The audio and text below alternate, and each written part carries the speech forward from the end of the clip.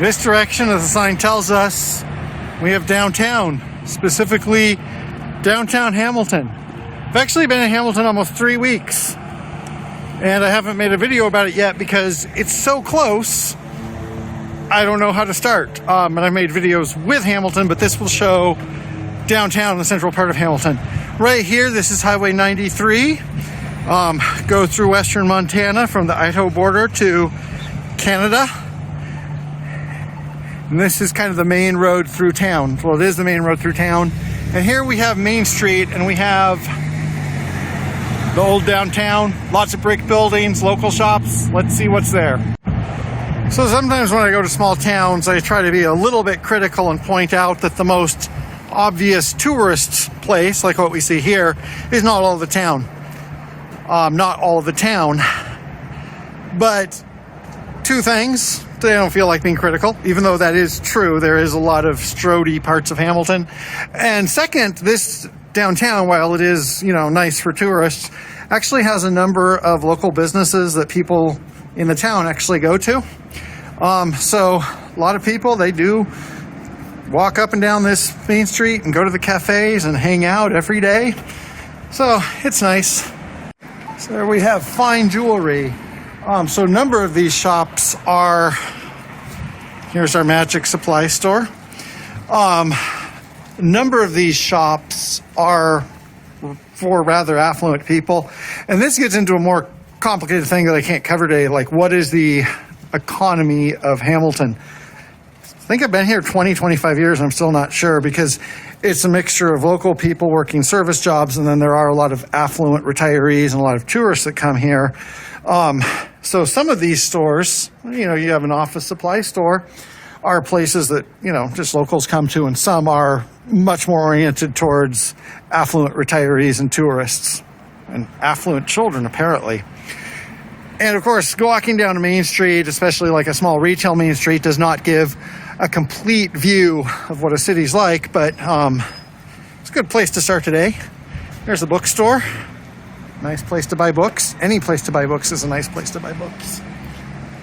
So we have a gallery. We have candy. And in this direction, we have a wine bar.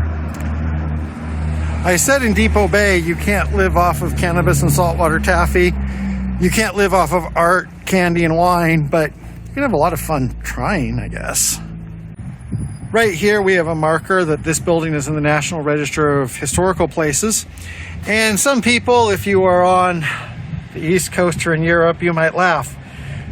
This building was constructed in 1947, so that's historical here. It's a very nice building, though. So a lot of this, the center of this town, I think, dates from the 1880s through the 1920s. There's a big history of why Hamilton was built, settled by Europeans. It's part of Montana's copper boom, but not directly. The copper mines are on the other side of those Sapphire Mountains, but it was basically originally a lumber and supply depot for those places. So the core of this town was 1880 to 1920 through here.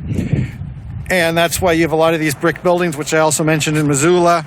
And then outside of this, you have more typical, suburban, post-war buildings. And right there, you have the post office, also a really nice brick building. And there you have the creamery, which I think used to be a creamery and now is like a mini mall for professional services. And I am going to go down this way because I want to get to the river. Then we'll turn around. So right here, we're just a couple blocks west of downtown, going towards the river and the mountains. And as you can see, this is more typical of what the town is. Not everything is cute and charming all the time. Not that there's anything wrong with it, it's just not the downtown. So I'm bicycling out of town.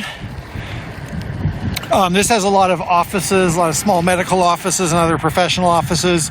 Something you'll find pretty commonly outside of downtowns of cities. I've commented on that before. And this bridge up here is the bridge over the Bitterroot, which surrounds Hamilton to the north, west, and south. Hamilton is kind of built into like a little curve in the river. And once you go west, the Hamilton pretty much stops, although there is some houses there, but the density drops away very quickly.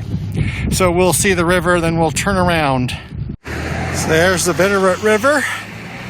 Still pretty low. The melt hasn't really started. And across there, there's one of many parks. Now we went to River Park and Scalcahoe Bend Park.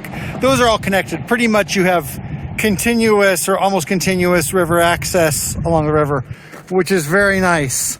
And then here, this is the road out of town. And in the distance, you can see Downing Mountain. To the south of it, you can't see it, but it would be Ward Mountain, where we were 2 days ago. And that, separated by Canyon Creek, is Romney Ridge, and then north of that is Blodgett Canyon. And hopefully sometime pretty soon we'll be seeing all those. But today, I'm going to turn and head back towards town. Here there is the Bitterroot College.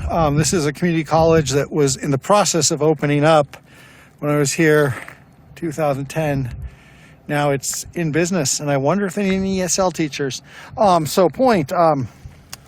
Relevant point, Hamilton is nice, but it doesn't have a lot of services, but it has enough in that there is hospital, number of health clinics, and their community college.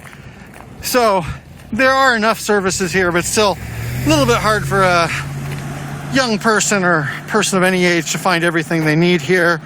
So a lot of people end up moving to bigger places, especially if you just graduated high school. But for a lot of people, it has everything they need. In that direction, that's the entrance to River Park, where we've been before, and hopefully we'll go again pretty soon as it gets greener. But today, main focus is going down this road. So I wanted to say something about that. One of the nice things about Hamilton, and one thing that's nice about a lot of little towns, isn't just that the downtown is charming and cute, it's that it's in an area where the residential development is mixed with commercial development. So all these stores are places people can walk to, and you have a really walkable little neighborhood. Now what happens here and in a lot of places is that people see that cuteness and they don't understand the functionality behind it. So the area around Hamilton out for several miles has been developed. And then people come in and they kind of are mini tourists in downtown, including myself. But it's not really integrated with their normal life, and they're not really quite as part of the community as when it's all just something you're walking around. And that's something that's happened in a lot of small towns. People see something nice, don't understand what makes it nice, and they do things that detract from that niceness. There's another professional office building. Actually, in general, I'd say there's more like kind of professional services here than retail services. Probably because retail services a lot of times are being, monopolized by a couple of big box stores on the north side of town, and professional services are not. So one thing I wanted to say is, I don't want to get too political or too opinionated when I was talking about what was going on with the town, but I just want to put this in perspective that this is the cute part of town, the old part of town. Around here, once you go outside of this old residential area, old commercial area, you see a lot of things that are a little bit less aesthetic, prefab buildings, McMansions, mini storage, trailer homes, and I'm not dissing, because that's where people live and those things kind of have to exist. I just want to say that the most photogenic side of town is not the entire story.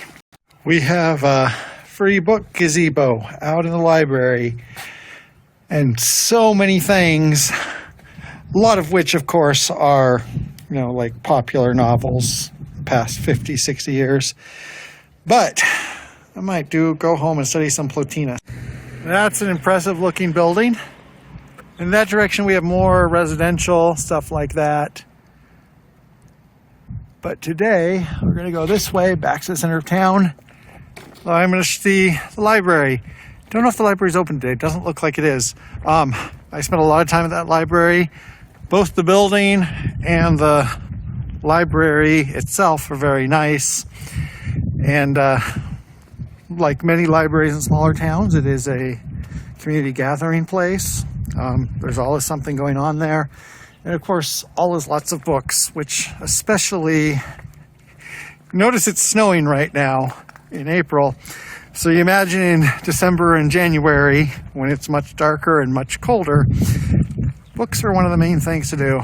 Right there you have the old fire station. It does get busy. So there are a number of other residential and government and commercial buildings here, most of them in this old brick style. And when we go a block, we'll be able to see the old county courthouse, which is now a museum, in that direction. That building over there, you can barely see the tower. Anyway, that's a bad example. And a lot of this I will probably cover on another day. But for now, let's go to Safeway because I need some groceries. So this is Highway 93 going north out of town towards Missoula. And if you can see in the distance, that's where you have more typical Strode stuff. There's McDonald's, other fast food restaurants, and big box stores. So it does exist to give a complete picture, but today, I'm not going to cover that. I'll probably cover Hamilton in a number of videos. I mean, I'm here, so it's easy to do. Today, I'm going to Safeway here because I'm going to go shopping for groceries like an adult. And in historical context, this is where Ali Brosh would go shopping for groceries like an adult. This is where doing all the things was invented. Here's my bicycle shop who have done excellent work for me over the years. There's a bail bond company who I've never done business with. Anyway, so when I make videos about wherever I go, I try to mix in fact, opinion, experiences, and try to be fair, point out different things. It's a little bit harder in Hamilton because it's been so many years that I've been here that I have like so much background experience, and hopefully in this short introductory video I showed a good cross section of the city, and there will be a lot more about Hamilton and the Bitterroot Valley and maybe other places in Montana as I go by, but now I'm going to go home and eat.